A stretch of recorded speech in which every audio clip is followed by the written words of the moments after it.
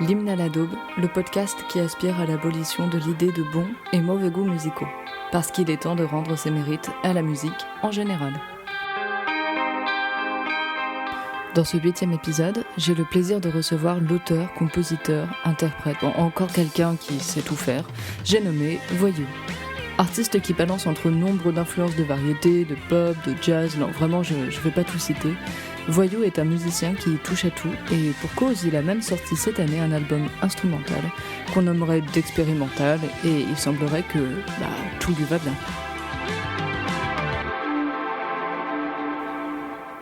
En 2019, Voyou sortait son premier album, Les bruits de la ville, qui a eu droit en 2020 à une réédition. L'année dernière également est paru l'EP Des confettis en désordre, dont est extrait le superbe single Le Confort. Ce matin, elles te sortent par les yeux, t'avales plus ses regards, t'imprimes plus bien ses mots. C'est comme rentrer le soir et reprendre un autre boulot. Ça donne des idées noires, ça colle bien le bourdon. Tu traînes ton beau cafard et t'as la tête pleine comme un avion. Histoire d'offrir quelque chose de nouveau encore, Voyou a sorti l'album instrumental Chronique terrestre, volume 1, dont est extrait le titre Malika, sur lequel la chanteuse de Lada Niva pose tout de même sa voix.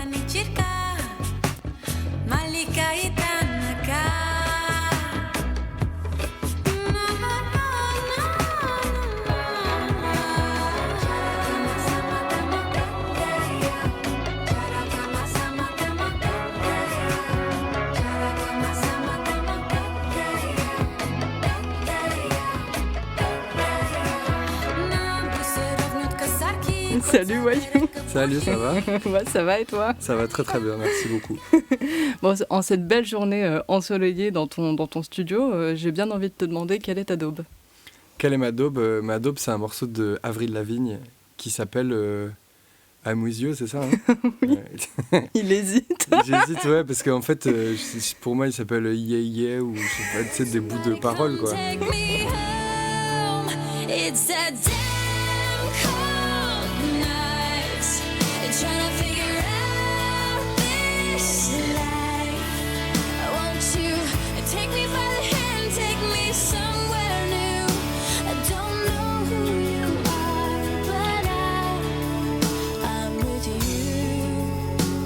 C'est le genre de morceau, vu que t'en as honte, et ben, t'oses même pas trop savoir comment il s'appelle.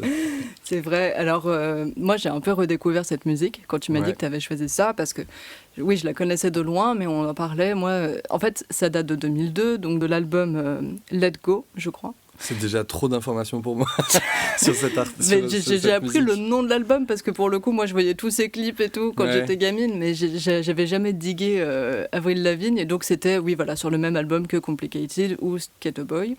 Donc, j'imagine son premier disque, non? Exactement. Okay. Elle avait 17-18 ans. Ouais. La go. Et est-ce que c'est pas le seul disque d'elle qui a marché? Ou bien alors c'est juste qu'après MTV a disparu et du coup on l'a pu... Moi je me rappelle un petit peu quand même le passage où genre elle a déçu un peu ses fans avec Girlfriend, tu sais, où elle est devenue un peu girly, ok. Tu vois. Okay. Mais voilà, en fait pour moi il y a ces deux albums, mais je crois qu'il y en a eu un ou deux entre temps, les gros fans. Mais tu sais que quand Noir. c'est probable qu'elle sorte encore aujourd'hui des albums, mais juste qu'on ne le sache pas, bien sûr. Mais c'est exactement ça. C'est ce qu'on se disait d'ailleurs hier avec des potes, c'est... mais il a disparu, lui, il fait plus rien. Et en fait, c'est vrai que souvent, c'est juste que ça nous vient pas parce qu'on regarde plus la télé ou juste on écoute plus ces trucs-là, quoi. Ouais. Disons que c'est plus compliqué quand c'est des artistes français, par exemple. Oui. Si jamais là, tu te rends pas compte que le mec sort encore des disques, ça veut dire que sa carrière est vraiment fichue. C'est ça, ouais. Dans le cas d'Avril Lavigne, si elle sort des disques et que nous, on n'en a pas conscience, il y a peut-être quand même des millions d'Américains qui sont au courant. Ou... Des Américains du Nord par exemple. Qui savent. Ou bien même, bizarrement, des énormes succès en Asie ou dans des pays complètement improbables. Bah oui, parce que Zaz est super connu en Russie, par exemple. Ouais. France Gall, elle cartonnait au Japon. Ouais, c'est vrai. Attends, il y a qui? Patricia Cass en Russie aussi, oui. je crois. Les Russes, ils les adorent. Les Russes, ils adorent. Alors, qu'est-ce qui te touche autant dans I'm With You de Avril Lavigne? Bah, je sais pas, je trouve que c'est une grande chanson. Merci, fin. Voilà, c'est tout, c'est une grande chanson, allez l'écouter et puis laissez-moi tranquille. Non, mais je sais pas, en fait, je t'avoue que quand j'étais jeune, ce morceau, quand il est sorti, je faisais partie des gens qui disaient que c'était vraiment de la grosse bouse et que c'était nul. Ah et ouais, machin. ok. Et en plus, paradoxalement, à côté de ça, c'était l'époque où j'écoutais Sum 41, donc le groupe de son mec. Ah, quoi ? Et ouais, elle sortait avec le chanteur de Sum 41. Ah, j'ignorais, mais je suis Ah peut-être ouais. la seule à pas le savoir. Non, il fallait vraiment traîner dans les scènes indé de musique californienne punk. Ah, je savais pas du tout, ok. Bah ouais, et tu vois, même Sum 41, c'était mon premier concert. Enfin, le premier concert hors parents, tu vois, genre c'était en Rides, mais comme tout le monde. Mais le premier concert où je suis allé tout seul, et ben c'était Sum 41. Et à côté, il y avait donc sa copine, Avril Lavigne, et je sais pas je sais pas, il y avait un vrai truc de... C'était la musique un peu... pour ceux qui étaient soit plus jeunes que nous, soit plus mièvres que nous. Ah oui, ok. Ou qui écoutaient vraiment de la musique trop mainstream, quoi. Alors Et en fait, je suis retombé sur ce morceau. En fait, je suis pas retombé dessus, c'est qu'on me l'a mis dans les oreilles en soirée.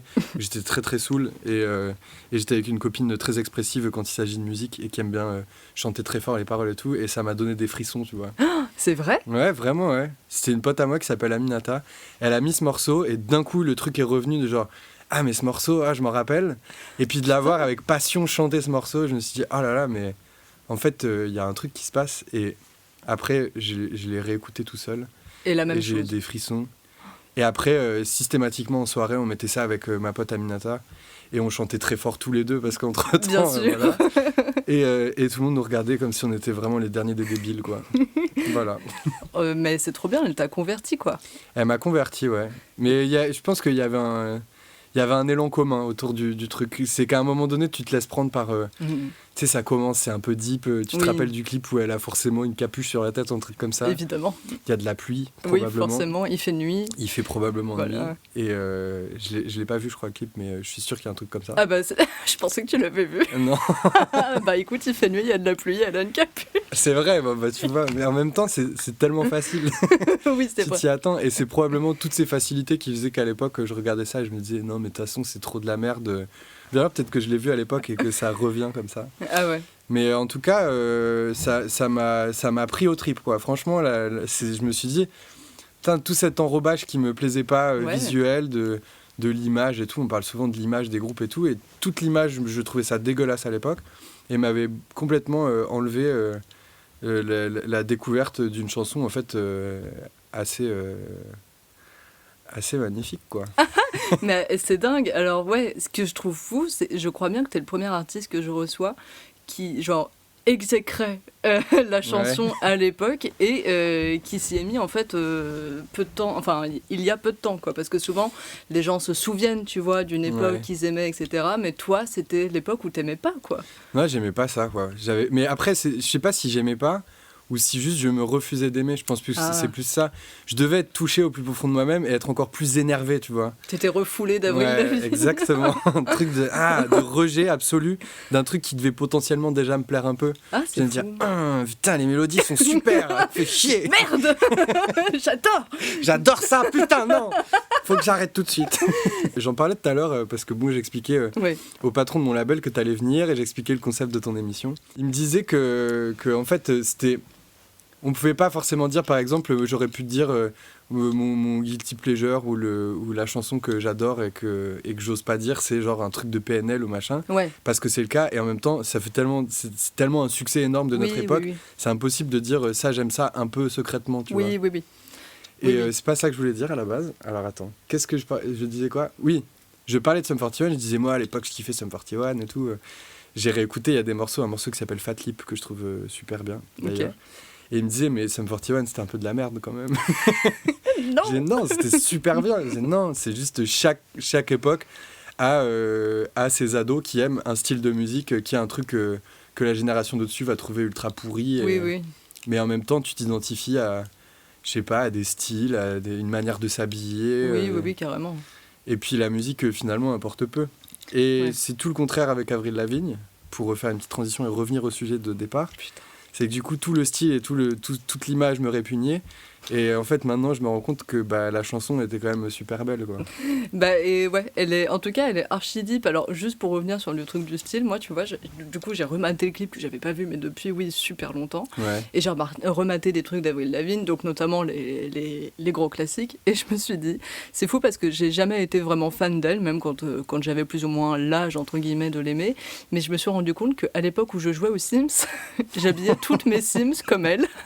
Ouais, elles avaient Tu toutes cliquais sur l'option mascara qui coule. Oui, c'est ça, et puis manche à rayures, etc. Ah ouais, mais en même temps, je pense qu'elle a influencé beaucoup de filles à l'époque dans la manière de s'habiller. Moi, ma cour de récré au collège était pleine de filles qui avaient des écarteurs et puis du mascara qui coulait, quoi. Ah ouais.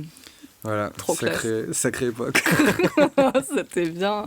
Mais ouais, c'est une chanson super deep. Alors, c'est pareil, moi je trouve que c'est fort dans la mesure où t'es tombé en amour de cette chanson, tu te l'es admis au moment où ta pote complètement bourrée te la hurlait dans les oreilles. On peut se dire que c'est genre le charme du moment qui aurait pu t'éblouir, mais effectivement le fait de l'avoir réécouté après, ça n'a pas atténué ton sentiment pour la chanson. Oui, c'est vrai, et puis il y a quand même aussi le truc de... Tu sais, d'un coup, tu te retrouves face à une pote à toi qui est ultra décomplexée sur le sujet. Bah ouais. Et puis, à cette époque-là, j'habitais à Nantes, et Nantes, c'est une ville qui est très... tu sais, la musique, genre les goûts et tout ça, c'est vraiment un truc, il faut faire très attention à ses goûts, quoi. Ok. Il faut que ça soit... il faut que tes goûts soient valables. Il y a plein de trucs très mainstream, je sais pas pourquoi, il faut trouver ça bien, et d'autres trucs où... Enfin, il y a vraiment une dictature du bon goût à Nantes. En tout cas, dans les... bonne ambiance, ouais. Non, mais c'est horrible dit comme ça, et c'est pas exactement vrai, mais disons qu'il y a... Et c'est peut-être juste les cercles de gens avec qui je traînais aussi là-bas, mais il y avait un vrai truc par rapport au bon goût et tout, et savoir aimer les bonnes choses, et d'un coup, tu te retrouves à avoir une pote à toi qui est pas du tout dans les milieux artistiques ou musicaux et tout ça, et qui en fait est complètement décomplexée, et tu te rends compte de la bêtise profonde à laquelle tu fais face tous les jours en te refusant d'aimer des choses juste parce qu'ils représentent quelque chose qui est pas qui est pas acceptable ou qui est pas cool pour la société de gens cool avec lesquels tu traînes, quoi. Je pense que par exemple, il y aura des personnes qui pourront très bien se retrouver dans ta dope à toi parce que c'était quelque chose qu'elles aimaient pour le coup à l'époque. Je sais pas si tu m'avais dit Despacito, c'est des gens. Tu vois, ça pourrait être différent. Je sais pas. Despacito, moi je trouve ça horrible par exemple. Ouais. Je peux pas écouter ça alors que je suis un gros fan de musique d'Amérique du Sud, tu vois. Oui. Tu me mets ça dans les oreilles et je trouve ça me rappelle tout ce que je déteste dans la musique d'Amérique du Sud. Oui. Alors que tu vois, il y a plein de gens qui vont dire que c'est horrible, mais qui vont quand même la mettre à fond en soirée et adorer. Tu sais, après, moi, ça me fascine un peu ces trucs-là quand même. Bon, Despacito, vu que j'ai pas de télé, que j'écoute pas la radio, et ben en fait, c'est des morceaux que je découvre 2 ans après tout le monde. Oui. Ah, ça a genre des millions de vues des milliards de vues sur YouTube et tout ça. Et j'en ai jamais entendu parler, et ça me fait un peu flipper à ce moment-là. Ouais. Et je me dis comment je peux faire de la musique et être à ce point-là déconnecté des choses qui marchent, mais autant que ça, quoi. Ouais. Et attends, j'avais parlé d'un autre morceau comme ça, ou d'un autre truc. Oui, voilà. Tu vois, récemment, là, il y a eu en France le record de la chanson la plus vendue de tous les temps. Oui. Qui est Bande organisée de Jul et tout ça. Oui. Et en fait, j'ai regardé une bonne quinzaine de fois le clip en essayant de comprendre. Vraiment juste en essayant de comprendre. Et je peux pas, tu vois, il y a un truc où c'est... je comprends potentiellement s'il peut faire kiffer les gens, mais je comprends l'image, je comprends le clip, je comprends plein de trucs, mais je comprends pas la musique en soi, tu vois. Ouais. Et en même temps, tu vois, je peux pas venir ici et dire alors c'est quoi ta dope ? C'est Bande organisée. Impossible. Oui, non, c'est vrai. Impossible. Alors que pour moi, ça, par exemple, c'est une daube qui marche, quoi. Oui. Et en même temps, c'est très prétentieux de trouver que quelque chose est nul, surtout quand ça marche. Écoute, après, oui, chacun son avis sur la question. Ouais. Mais alors, pour revenir à un truc moins gai, donc cette chanson d'Avril. Ouais. Tu vas m'apprendre la signification. Parce que... Alors, j'allais te demander si elle te parlait, notamment de par ses paroles. Alors, déjà, moi, j'arrive pas à écouter les paroles des chansons. Ok. Enfin, j'entends les notes et les mélodies, mais pas du tout ce que raconte la chanson. Ok. Et quand c'est en anglais, c'est encore pire, quoi. Parce que c'est pas ma langue natale. Oui. Et du coup, cette chanson, à la fois, je sais absolument pas de quoi elle parle, et à la fois, j'ai l'impression de comprendre ce qu'elle me dit, tu vois. Oui, elle te parle, Elle me parle, quoi. Je sens un truc de solitude, tu sais, de solitude profonde, de personnes perdues... en recherche d'elle-même et qui d'un coup décide, je sais pas, comme de se lâcher, de de prendre possession d'elle-même, c'est un morceau qui, pour moi, parle d'émancipation. Peut-être que pas du tout, mais en tout cas, c'est comme ça que je le ressens, parce que ça commence très dark, avec cette image de la capuce sur la tête et tout. Et à la fin, la meuf se lâche, quoi. Genre, elle gueule tout ce qu'elle a, quoi. Elle hurle. Elle hurle, ouais. Écoute, t'avais pas tort, en tout cas, au début. J'ai écouté les paroles, etc. Et j'ai l'impression que c'est une meuf qui dit, en gros, donc, I'm with you, mais en fait, elle se met en scène au début dans ses paroles en disant qu'elle attend une personne et on a l'impression que peut-être que c'est un mec, tu vois, qui va pas venir ou je ne sais quoi. Okay. Mais en fait, elle attend juste de la compagnie et elle se sent très seule, effectivement, tu vois. Ok. Voilà. Donc c'est un truc très dark. Alors je sais pas si peut-être qu'il y a un peu d'émancipation parce qu'en même temps, tu vois, il est en train d'assumer le fait qu'elle a pas envie d'être seule. Donc d'un côté, de pas, tu vois, se voiler derrière un truc. Et voilà. Et donc je te demandais ça parce que je te demandais si en gros cette chanson tu l'écoutais genre prom dog tout seul chez toi quand vraiment ça va pas ou alors tu vas l'écouter dans la rue en mode pour te mettre dans l'entrain parce qu'au bout d'un moment ça finit en gros morceau de rock quoi tout simplement. Ouais bah en fait j'ai jamais eu ce rapport à la musique à écouter des chansons en particulier parce que j'ai un état particulier. Ok. Et du coup, j'écouterai pas ça parce que je vais mal, mais je peux écouter ça tout seul chez moi, ouais. Ouais, d'accord. Parce que je trouve ça ultra bien foutu, quoi. Les violons au début avec la petite guitare et tout, les mélodies, je trouve ça trop beau. Et c'est inspirant. Et après, je sais pas. Mais je sais pas, il y a un truc dans le son et tout. Et je pense aussi, fondamentalement, dans tout ce qui te provoque des émotions, il y a aussi des rappels à quelqu'un que tu as été à une période où... Oui. Et du coup, là, c'est étrange ce morceau parce que j'ai détesté ce morceau quand j'étais jeune. Et en même temps, il me rappelle quand même une époque précise où j'étais jeune. Bien sûr, ouais. Il me rappelle pas que le moment où j'étais à Nantes à 25 ans avec ma pote Aminata à chanter ça très fort dans les soirées quand on était sous. Il me rappelle aussi toute une période de ma jeunesse et de quand j'habitais encore à Lille. Je sais pas, genre vraiment un moment très précis quoi. Donc il y a un côté très Madeleine, alors que c'est un morceau qu'à l'époque j'écoutais pas du tout quoi. Ouais, c'est dingue, effectivement, c'est la notion du souvenir, sauf que contrairement à d'autres, ça te renvoie à cette époque où tu le détestais. Mais c'est une vraie. Mais quand ça me renvoie à sur cette époque, ta haine en fait. Ma haine est motrice. Non mais je sais pas, et puis je ressens aucune haine quand je l'écoute maintenant. Et je me rappelle cette époque, mais tout ce qu'il y avait tu vois, tout ce que j'aimais dans cette époque. Et je me rappelle d'ailleurs, j'ai un souvenir, du coup je mets ça dans une époque précise où je venais juste de déménager à Nantes et j'avais encore mon père habitait à Lille. Okay. Et du coup je faisais des allers-retours entre les deux assez souvent pour aller passer des week-ends avec lui et tout. La garde partagée, tu connais? Oui. Peut-être pas, mais... Non, mais je vois de loin. Je disais tu connais pour tous les gens qui connaissent. Pour tous les parents les enfants de divorce. Génération divorcée. Est-ce que vous êtes là? Et en fait, j'ai souvenir d'aller donc à Tourcoing chez mon père. Non, à Roubaix chez mon père. Ok. C'était très important que ce soit. Oui, j'ai bien vu. Non, mais enfin voilà. Et donc j'arrive, je suis dans son salon et il a le truc que j'ai jamais eu chez moi, les chaînes qu'il y a en plus là. Comment ça s'appelle, le câble?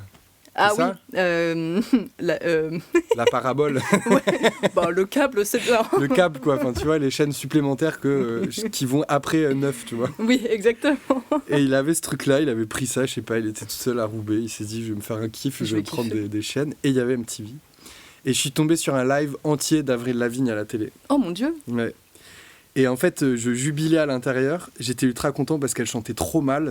Et ça me confortait dans l'idée que je devais pas aimer ce qu'elle faisait, cette meuf, tu vois. Vraiment, elle chantait comme une casserole, quoi. Ah ouais, t'étais un hater. J'étais un hater, ouais. Et t'as essayé de le retrouver, ce live, sur YouTube, par exemple? Non, parce que disons que... Je sais pas quel en serait l'intérêt vu que c'était vraiment nul.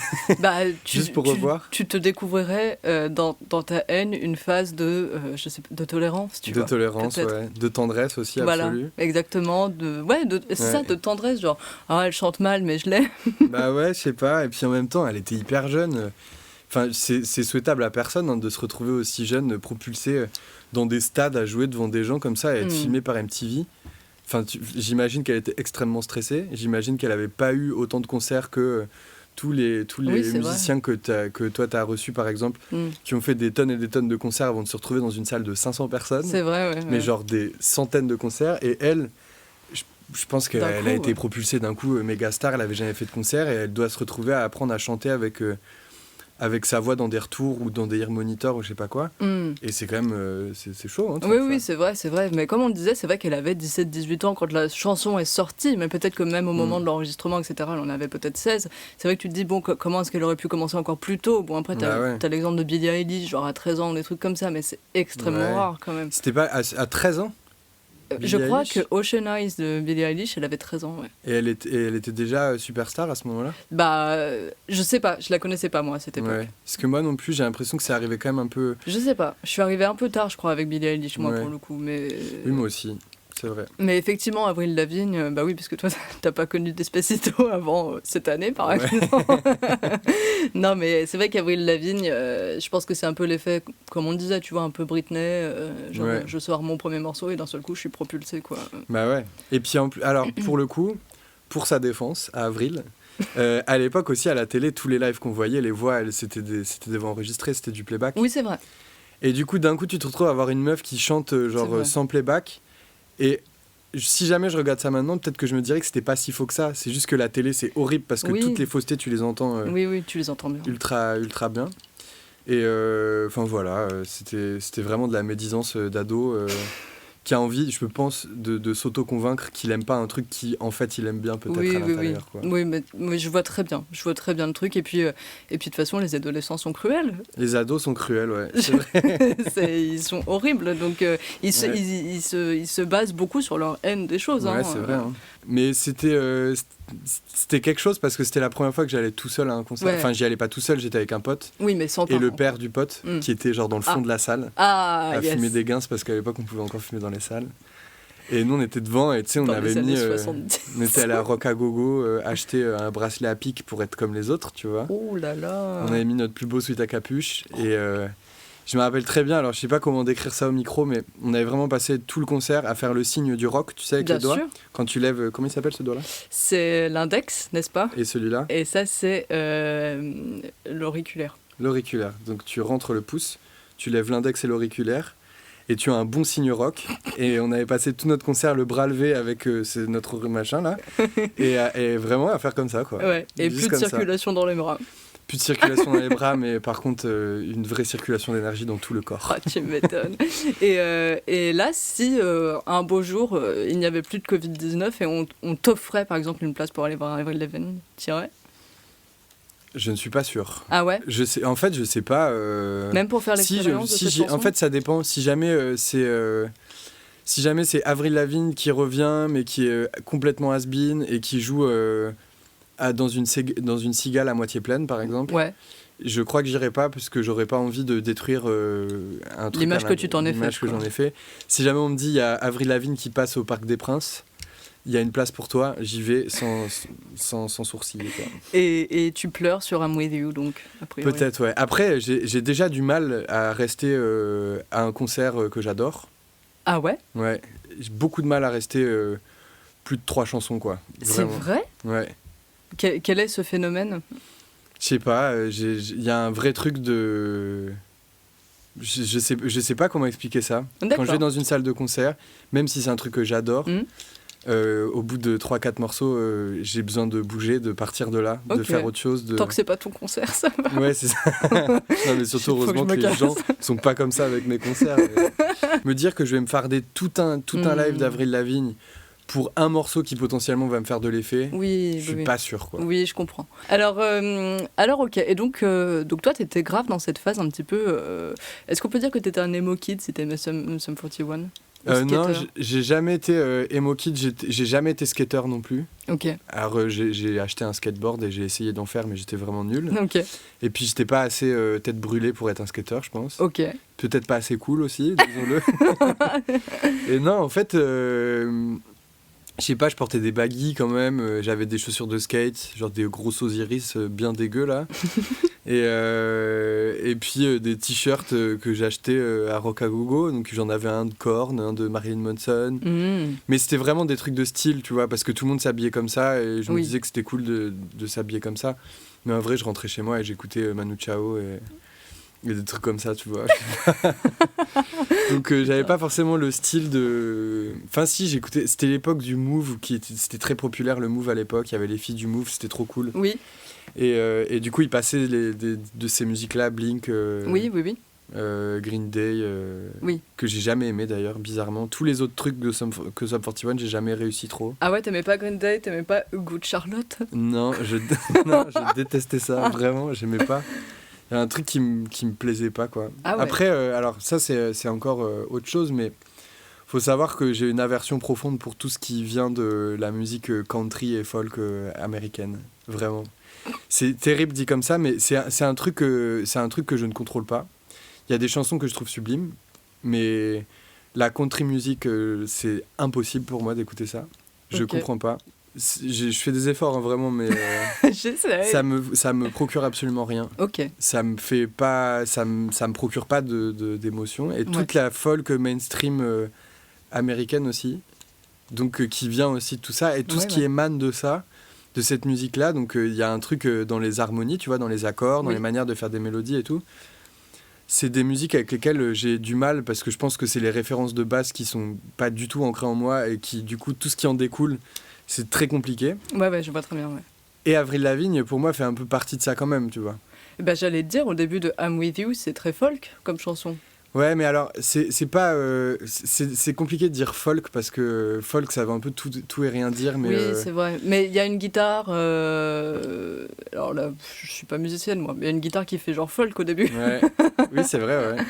Mais après, je pense que c'est vraiment... c'est parce qu'elle est pas américaine. Elle est canadienne. Elle est canadienne, et du coup, tout ce qui vient du Canada, la folk canadienne et tout, ça va, pas de problème.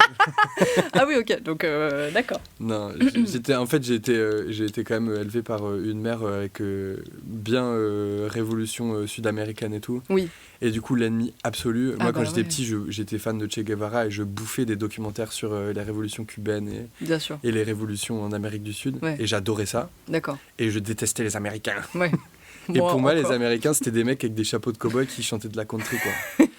Et du coup, c'était vraiment un truc que j'aimais pas, quoi. Avec une paille entre les dents. Avec une paille entre les dents, ouais. Et après, j'étais fan de Huckleberry Finn, tu vois, mais quand même... non, de Tom Sawyer, alors qu'il représentait tout ça. Grave. Mais je sais pas. Forrest Gump aussi, tout ça. Forrest Gump, j'étais trop fan aussi. Mais tu savais que Avril Lavigne était canadienne à l'époque ou pas ? Non, pas du tout. Parce que tu vois, voilà, moi je l'ai appris récemment. Pour moi, comme je te disais, elle était américaine. Mais tu crois que si à l'époque tu avais su qu'elle était canadienne, t'aurais peut-être plus été tolérant envers elle ? Non, parce que en fait...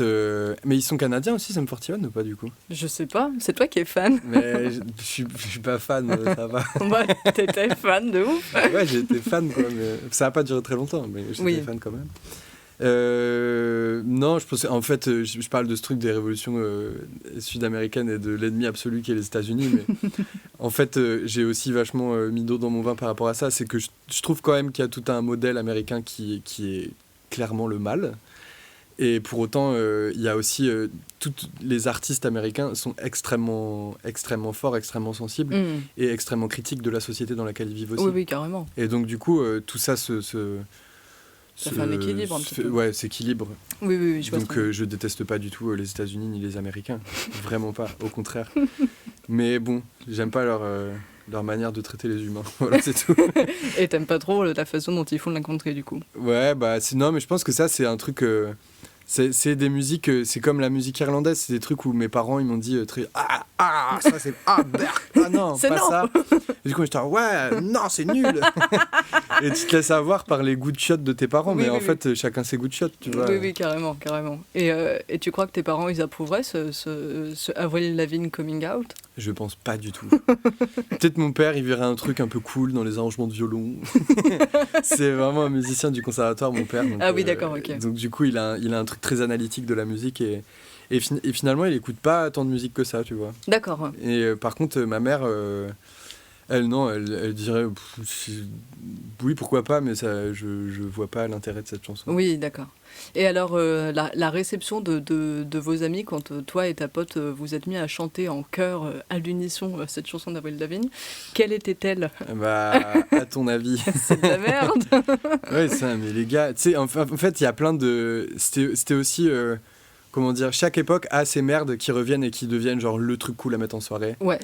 Il y a quand même des morceaux, on a oublié que c'était des merdes à la base, hein. Des trucs... Comme quoi ? Dis-moi toi ce que t'en penses d'ailleurs, tu penses à quoi ?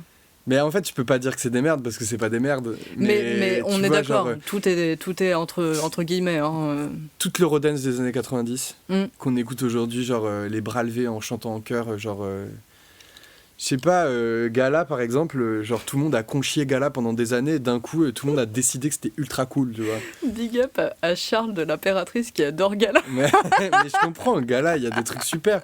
Mais c'est juste que, en fait, il y a des périodes où cette musique existe et cette musique est submergée par cette musique. C'est-à-dire Oui. que t'as que ça, partout, tout le temps, et à la fin t'en peux plus et tu décides que c'est de la grosse merde. Ouais, t'en as ralac. T'en as ralac. Je sais pas ralac quoi, mais t'en as ralac. Ralac casquette. Ralac T'en as raloc. casquette, Genre, mais Ralac culotte. c'est marrant ce que tu dis parce que moi je me rappelle que dans les années 2000, donc époque MTV entre Pimp My Ride ou des trucs comme ça. Ouais. Voilà, My Sweet 16. Allez, Next aussi. Next. Hello, Brandon have huge muscles and I love girls, okay? Next. Ah, she was not pretty. Voilà, donc entre ça et ça, il y avait des clips. Tu vois, moi, j'ai pas été élevée en tout cas exactement de cette même façon, mais je crois que c'est parce que je prenais beaucoup mon frère en modèle. C'est pareil, j'avais développé une espèce de genre haine automatique pour tout ce que faisaient les États-Unis. Ouais. Et moi, c'était pas tant Avril Lavigne, même si je pensais qu'elle était américaine, mais c'était Britney Spears. Pour moi, Britney Spears, ouais. c'était de la dope, tu vois, fut un temps. Parce que, en plus, petite, etc., et puis vraiment, j'étais pas développée dans mes idées ou quoi, mais elle était souvent dénudée ou des trucs comme ça, et j'étais en mode, bah, c'est vraiment de la merde, quoi, Ouais. genre, voilà. Les gens, de toute façon, ils écoutent juste parce qu'elle monte ses seins. Bah voilà, c'est tout. Et alors maintenant, on en pense ce qu'on en veut, mais tu vois, je dis spécifiquement à mes artistes, aux artistes que je reçois, pas Britney Spears, parce que je sais pas si pour les autres gens de mon âge, c'était considéré comme de la daube aussi à l'époque, mais ce qui est sûr, c'est que c'en est plus trop, tu vois. On Oui, la mais dans met ce en cas, soirée, il tu y vois. a énormément de choses où tu peux considérer que ça n'a jamais été de la daube. Bah, C'est des mouvements de le- société qui font. c'est Enfin, ça. c'est des mouvements d'humains plutôt qui décident que Oui. c'est de la daube, des groupements de gens. Moi, Britney Spears, c'est pareil. Hein. Quand j'étais jeune, je trouvais ça nul. Ouais, Je disais, ah, c'est de la merde, mais en fait, j'écoutais pas. ouais. Je trouvais d'accord. juste ça nul parce que j'avais décidé que c'était nul, Oui, oui. parce que c'était genre c'était le suprême mainstream des États-Unis, Ouais, c'était ouais. le McDonald's de la musique. Oui, c'est ça. Et du coup, c'était l'enfer sur terre pour moi. Ouais. Et en fait, mais c'est incroyable, Britney Spears, en vrai. Ah, mais c'est dingue, hein. C'est génial. Même si j'aimais pas ce qu'elle faisait, Ouais. j'avais confiance, n'importe quoi. J'avais conscience de l'enfer que devait être Ah la ouais. vie de cette meuf, quoi. Cette espèce de truc de personnes sacrifiées Mm. pour une cause qui, en fait, enfin, tu vois, a pas lieu d'être, quoi. Ah oui, oui, complètement. Non, non, mais oui, oui. Elle pour a- l'argent, en fait, tout simplement. Elle a vraiment été jetée en pâture pour Ouais. le coup. Il y a plein de gens qui ont pensé, il y a 2-3 ans, qu'Avril Lavigne était morte et qui a été remplacée par un sosie. Mais non, C'était un gros C'est truc, vrai hein, je te jure. Ah, c'est incroyable. Et genre les gens faisaient plein de parallèles, je ne sais quoi, genre comme Ouais. quoi elle était morte et elle avait été remplacée. Et que C'est horrible de faire ça. c'est affreux en fait. T'imagines, elle tombe sur ça et c'est sûr qu'elle est tombée dessus. Genre tout le monde pense que t'es morte et que C'est horrible. les gens sont fous. Quel enfer, quoi. Les gens, quand même, ils sont très intrusifs hein, Ah dans ouais, la ouais. vie des autres. Enfer, hein, enfer. Mais Ouais. ouais, mais tu vois, moi je savais pas qu'elle était sortie avec le chanteur de Sum 41. Donc, Eh ben, écoute, alors ça, bon, ça c'est moi aussi, j'ai été un connard intrusif. Hein. Il y avait des photos à un moment qui traînaient sur Internet du chanteur de Sum 41. Si tu tapes chanteur de Sum 41 maintenant sur Google, tu vois la tête qu'il a eue à une période, parce que c'est une des dernières photos qui est restée, ouais. où il était complètement ravagé par l'alcool et la drogue, quoi. Un peu à la Pete Doherty, quoi, mais Oui, oui, des oui. mecs qui ont connu beaucoup de succès, qui d'un coup ont plus rien du tout. Et du coup, tout ce qui leur reste, c'est la drogue C'est et horrible. l'alcool. C'est horrible, ouais, mais c'est un métier horrible, hein, en vrai. Superstar. Je parle pas de musicien. Oui, oui, oui. oui. Superstar, ça a l'air d'être un métier horrible. C'est un Vraiment. métier horrible. Aidez-moi, s'il vous plaît. Non, moi, je suis Au pas du secours. tout une superstar. Franchement, je peux marcher dans la rue, il n'y a pas de problème, quoi. Ok, bah écoute, super. Je suis contente en même temps de savoir que genre tu t'avais pas spécialement saisi la portée des paroles de cette chanson parce que c'est un truc qui est vraiment viscéral quoi. Ah ouais? Pour la chanson. Alors, est-ce que je peux te demander quand même ce que toi, elle te fait ressentir, cette chanson? Oula. Non, mais est-ce qu'elle a touché quelque chose? Est-ce qu'elle t'a rappelé des choses? Est-ce que... Non, alors forcément. elle Non. m'a- Non, bonne journée. Au revoir, c'était nul. C'était nul à chier. Non, n'ayant jamais été spécialement fan ou touché par Avril Lavigne, ça a pu me rappeler cette époque, justement, comme on disait, tu vois, MTV, etc. Moi, j'aimais bien regarder ça avant d'aller au collège, des clips, voilà. Alors, en revanche, à une époque, je devais avoir 8 ans, donc vraiment, c'était l'époque du premier album. Je lisais Minimag, qui est devenu Witch Mag après. Bon, Lego sur, vous connaissez. Et c'était une espèce de magazine soi-disant un petit peu people, mais avec des BD dedans, donc dédié soi-disant aux jeunes filles. Et dedans, parfois, il y avait des petits fun facts sur des stars, tu vois. Genre, par exemple, il y avait une fan qui avait envoyé « Moi, j'adore Garou, est-ce que vous pouvez m'en dire un peu plus sur Garou ?» Et t'avais des trucs, genre sa date de naissance, son signe astrologique. Il y avait même... C'était vraiment avant Internet, quoi. Parce que maintenant, tu vas sur le Wikipédia, t'as tout. Ah bah, tu connais tout, tu sais tout. Et même que Garou, je sais que genre sa principale qualité, c'est qu'il est romantique, et que son principal défaut, c'est qu'il est trop romantique. Ah, mais c'est tellement mignon, Garou. Garou. Bébé. Et du coup, il y avait un truc sur Avril Lavigne, et j'avais vu que il y avait une petite rubrique, si tu veux lui écrire, écris à telle adresse. Et pour moi, 8 ans, j'étais là genre quoi? Tu peux écrire Avril? Oui, c'est ça, tu peux vraiment lui écrire. J'étais Maman, là, genre, t'as du papier à lettres? littéralement moi.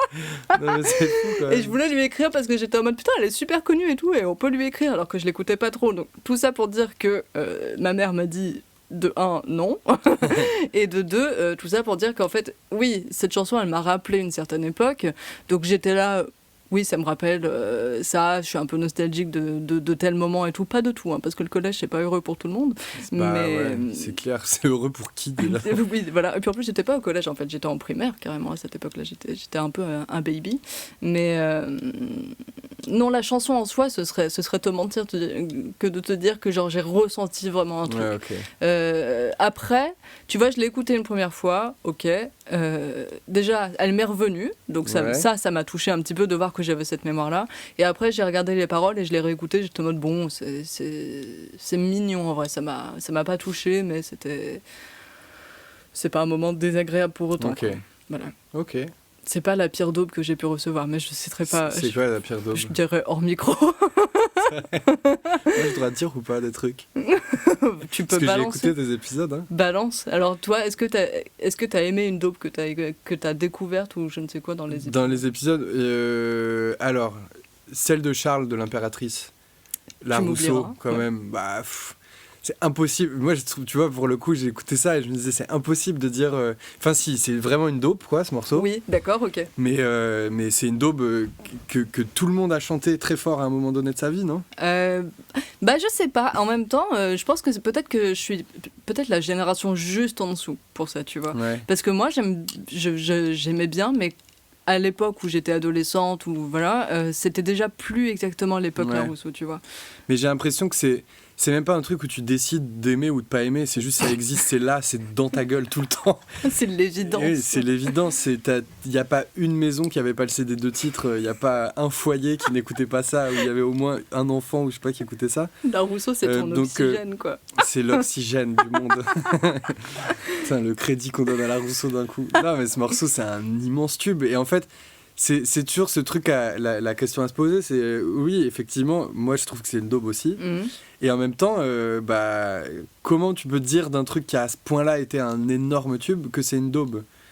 Soit ça veut dire que tes goûts sont différents de la majeure partie des gens, ou bien alors que tout le monde s'est dit on va écouter cette merde tous ensemble et ça va être trop bien. Tu sais que moi je crois qu'il y a moyen que ce soit ça en vrai. Ouais, tu sais, il y a quand même certains succès de la musique qui dépendent en grande partie du marketing des labels, tu vois. Oui. C'est au plus tu mets énormément d'argent sur le projet, au plus ça peut devenir un truc gigantesque. Mais en même temps, ça serait quand même dégueulasse de retirer à La Rousseau son succès, par Carrément. exemple. Mais d'ailleurs, je pense que la raison pour laquelle Charles a choisi ça, c'est parce que ça appartient... c'est vraiment ancré dans son époque, par contre, tu vois. C'est peut-être devenu un peu ringard maintenant, pour maintenant, mais oui, si j'avais fait ce podcast, ce qui aurait été une émission France Inter à l'époque, il aurait jamais dit La Rousseau, je pense. Ouais, tu crois? Ouais, je pense pas.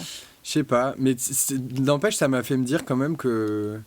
Entre, par exemple, toi, Charles et moi, on est vraiment, je pense, tous à 2-3 années d'écart les uns les autres. C'est ça, ouais. Toi, t'es né en quelle année? Moi, je suis né en 95. 95 ? Donc 5-6 années d'écart. Donc 2 ans et demi. 2 ans et demi, moi je suis super jeune et tout. Non mais tu vois, entre 95, moi je suis de 89 et lui il disait vers 1943. 44, je crois que c'était. Donc il est vraiment fou, ouais, voilà. Il y tient très bien à l'âge d'ailleurs cet homme. Et tu vois, et finalement il y a très peu d'années, donc c'est des morceaux, on les a tous connus, mais on avait des âges différents. C'est ça. Et du coup l'impact que ça a eu sur nous est complètement différent. Oui. Ah, mais oui, je suis d'accord. Parce qu'en fait, je pense que tu vois, pour ma génération, la Rousseau, c'est plus de la dope que pour la tienne, et encore plus que pour la sienne, effectivement. Et ouais, exactement. Ouais, complètement. Mais c'est pour ça, il y a tellement de choses qui rentrent en compte dans la définition de la dope, quoi, finalement. Ouais. Mais seulement, tu vois, je pense que si... Ah bah non, parce qu'en même temps, j'ai des amis géniaux, mais si tu mettais ça en soirée où... Ça t'est déjà arrivé d'arriver à une soirée où tu connais pas grand monde, tu vois, ton pote va arriver mais il est pas encore là, du coup c'est un peu gênant. Et d'aller à l'ordi et de mettre la Rousseau à tout le monde, c'est ça ? Voilà, et si tu fais ça, peut-être que les gens vont se retourner vers toi, alors pas les gens de ton âge mais les gens de mon âge, se retourner vers toi en mode qui es-tu ? C'est qui ce mec ? Que fais-tu ? tu dégages. En même temps c'est quand même un move tu vois, de quelqu'un qui a très confiance en lui, hein. T'arrives en soirée, tu connais personne. Et ouais, les gars, la Rousseau. La Rousseau. Tu oublieras, les bras en l'air, vous faites quoi maintenant ? Et toi, tu mettrais Avril Lavigne là ? Mais en fait, c'est pas vraiment une chanson de la teuf, tu vois ce que je veux dire ? C'est pas un truc avec du kick sur tous les temps. C'est vrai. Où c'est dansant et tout. Donc c'est aussi, je pense, ce qui fait que ce morceau est resté un tube un peu oublié aussi. Oui. C'est que t'as pas ce truc dansant de genre ah non mais attends c'est génial. On va se danser là-dessus. C'est ma chanson. C'est génial. Oui, c'est pas en mode c'est ma chanson. Enfin il y a un truc de l'aigreur aussi qui vient avec l'âge où t'as l'impression d'affirmer tes goûts, d'avoir des choses que ce que t'écoutes ça vaut quelque chose, tu vois, et que aussi ce que tu n'aimes pas ça a de la valeur, genre. Oui. En fait.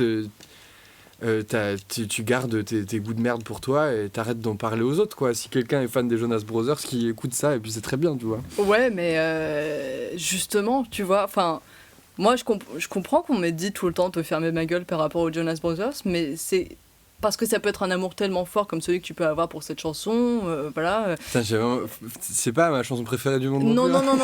Plus, mais moi non plus, c'est pour ça que je ne comprends pas pourquoi j'ai explosé mes records, mais c'est parce qu'elle est très dansante et que genre pour aller au boulot le matin quand j'étais en stage à une époque, genre je la mettais à fond. Mais c'est parce que c'est un amour qui est quand même, tu vois, il est légitime, parce qu'il est réel, tu vois, donc t'as quand même envie d'en parler. Parce que s'il s'agissait que de nostalgie ou je ne sais quoi, mais si c'est une chanson qui à l'heure actuelle te fait sentir des choses, parle-en, tu vois, peut-être gonfle pas tout le monde, mais tu peux en parler, quoi. Ouais, c'est... En même temps, d'un côté je me dis, je sais pas si c'est une chanson qui vaut vraiment le coup de la faire écouter aux autres, et en même temps je vois l'effet que ça a eu sur moi, le fait qu'une pote à moi la mette, donc c'est tout le paradoxe de ça, c'est que je me verrai jamais aller voir quelqu'un et lui dire mec, faut que t'écoutes ce morceau, c'est vraiment de la bombe. Ça vient de sortir il y a 20 ans, là, c'est génial, tu vas voir.